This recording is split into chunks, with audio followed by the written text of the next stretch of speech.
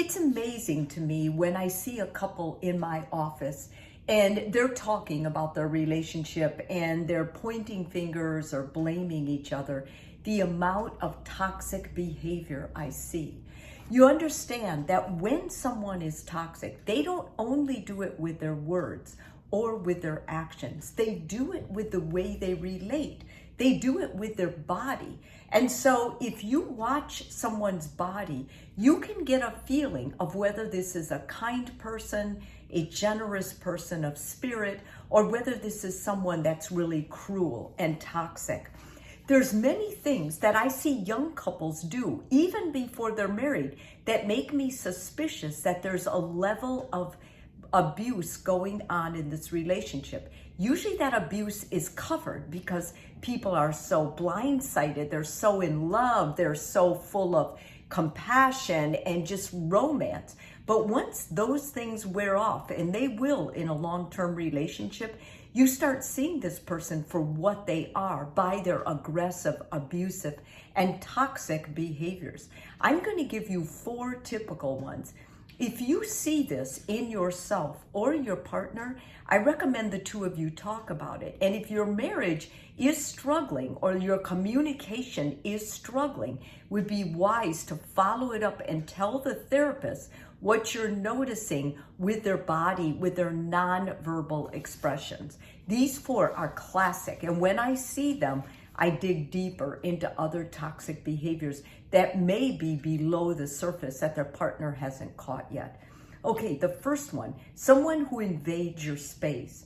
There is a rule. We all need about 18 inches around us. And when someone comes in and invades that space, it's intimidating. It can make you feel small. It can make you feel put upon. It can make you feel like someone is perpetrating a boundary. And you're right with all those things because they are.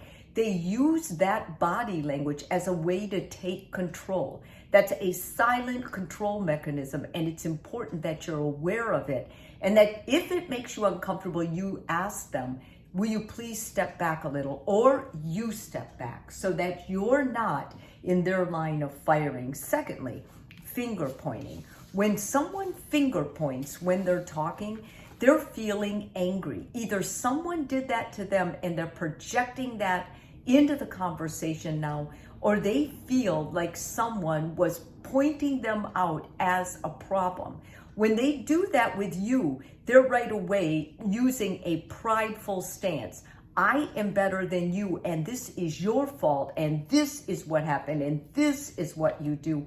It's a way that it intimidates you, it makes you feel small, it makes you feel defensive, but mostly it causes back down and withdrawal.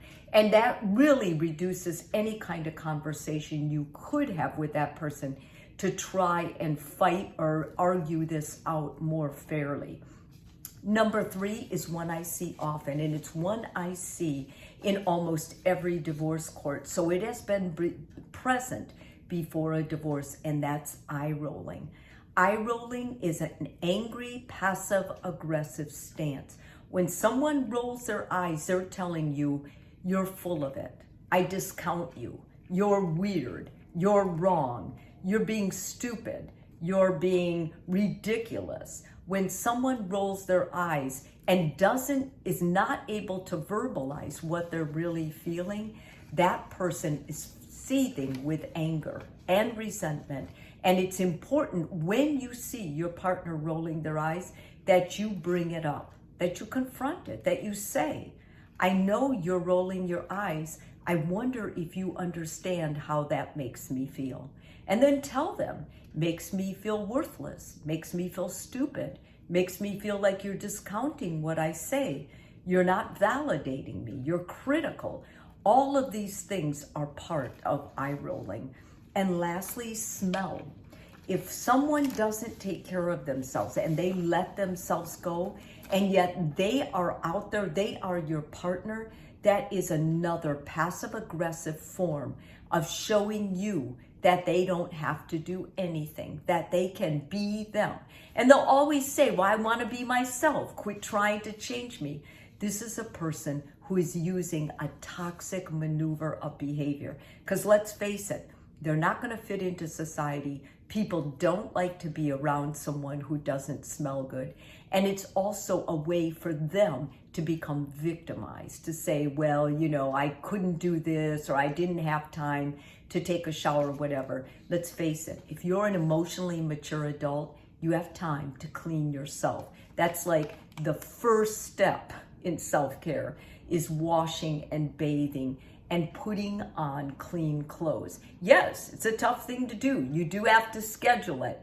But if you cannot even handle that, then you have bigger problems than just being emotionally immature in this relationship. I think the more couples really look at each other and really look at these forms in their relationship, and rather than sweeping them under the carpet because nothing was said, they confront and address them.